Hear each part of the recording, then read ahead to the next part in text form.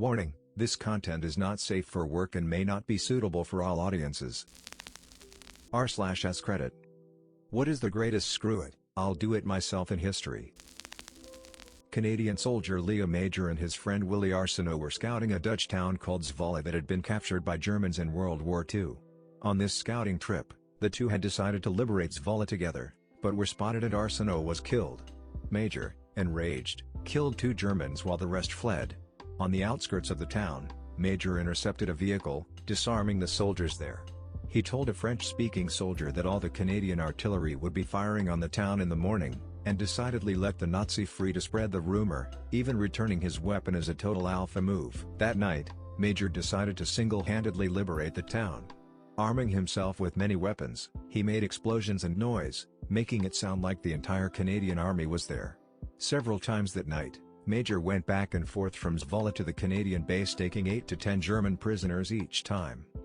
At one point, Major located the Gestapo, high-ranking Nazis, headquarters and raided it himself. He killed several SS officers and the rest fled. By morning, Major discovered that the Germans who had taken Zwolle had entirely retreated.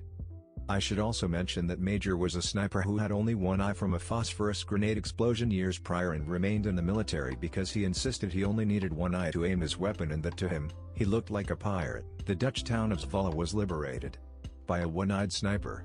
He has several other legendary acts, but this to me was his best.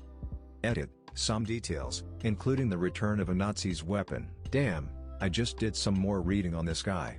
He also was in the Normandy invasion on D-Day and single-handedly captured an armored German vehicle that contained communication equipment and codes.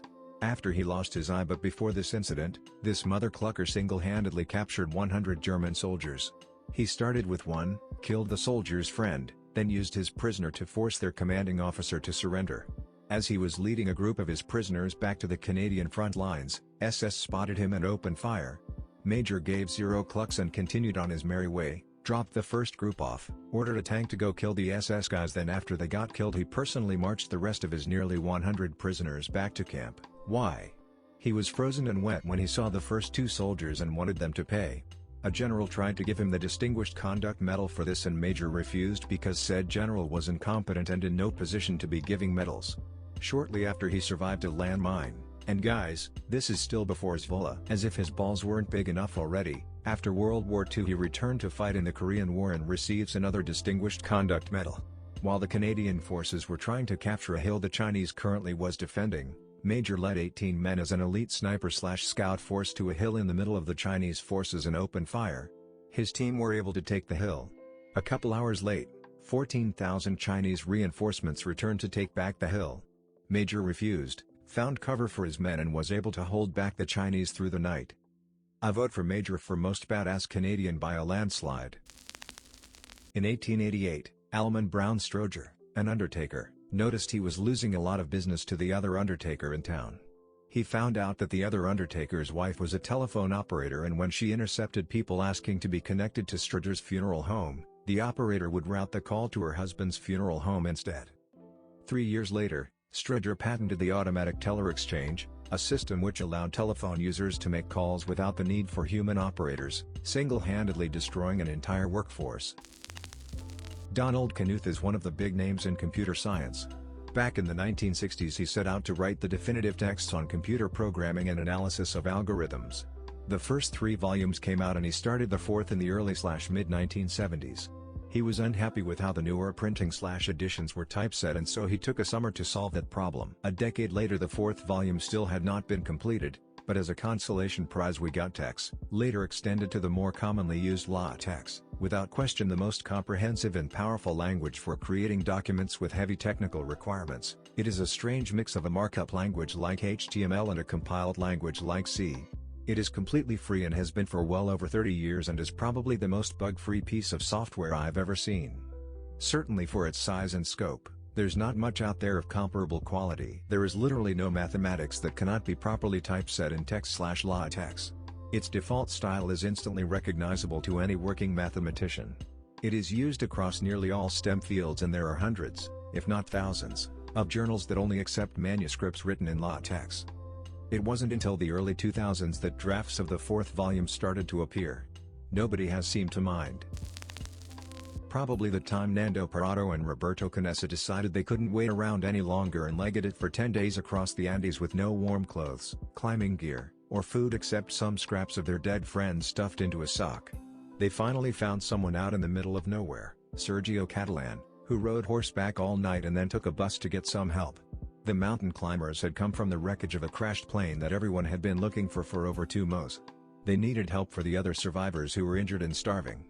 They saved 14 of their friends. There's a book written about it by one of the survivors himself. Miracle in the Andes, 72 Days on the Mountain and My Long Trek Home by Nando Parado.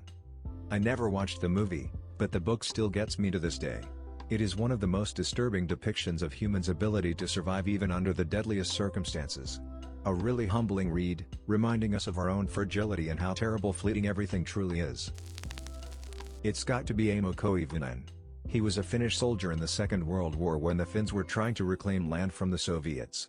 He got separated from his unit mid-war in the middle of nowhere. He was the one tasked to carry the drugs they held in case of injury or tiredness, one of which was Pervitin, which was literal meth in a tablet form.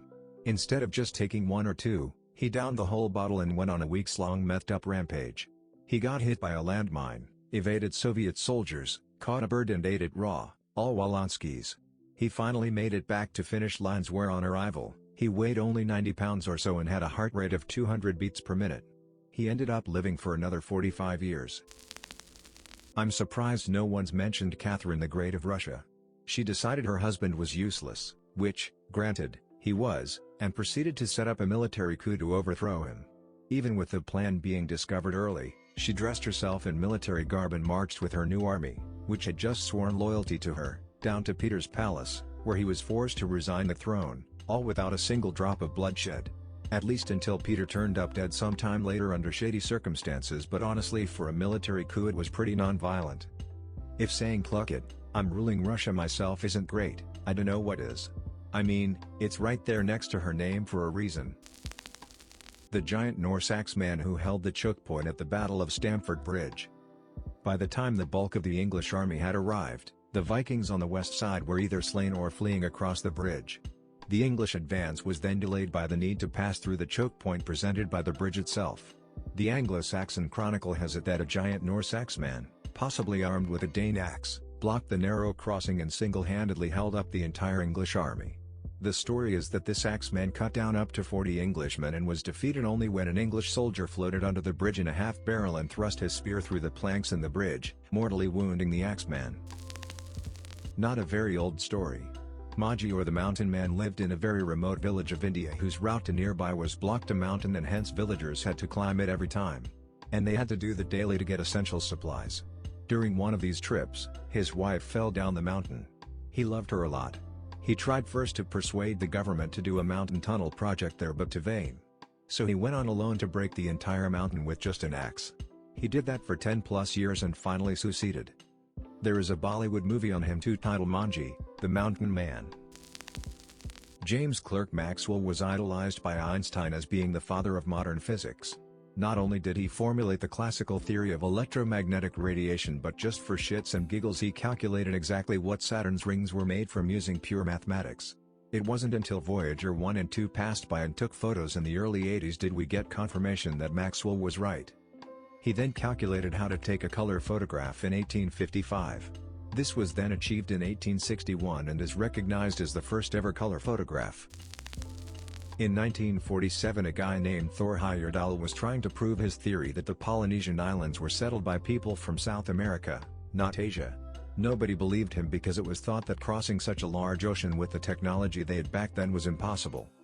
So he decides to build a boat using only the tools and materials available at the time these migrations took place.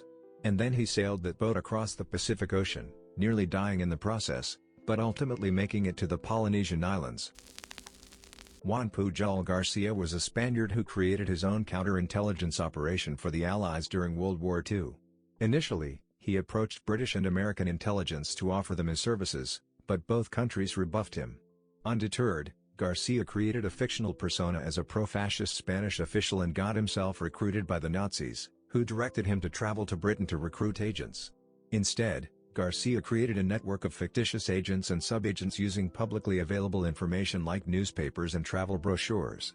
It was at this point that he again contacted Allied intelligence, and he was finally recruited.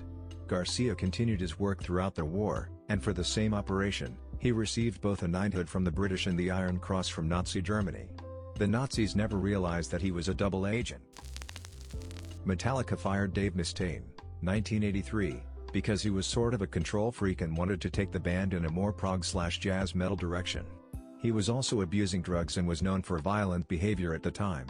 He went off and created his own band Megadeth, and over the next 30+ years he sold millions of albums and toured the whole world writing and controlling pretty much everything he's ever wanted.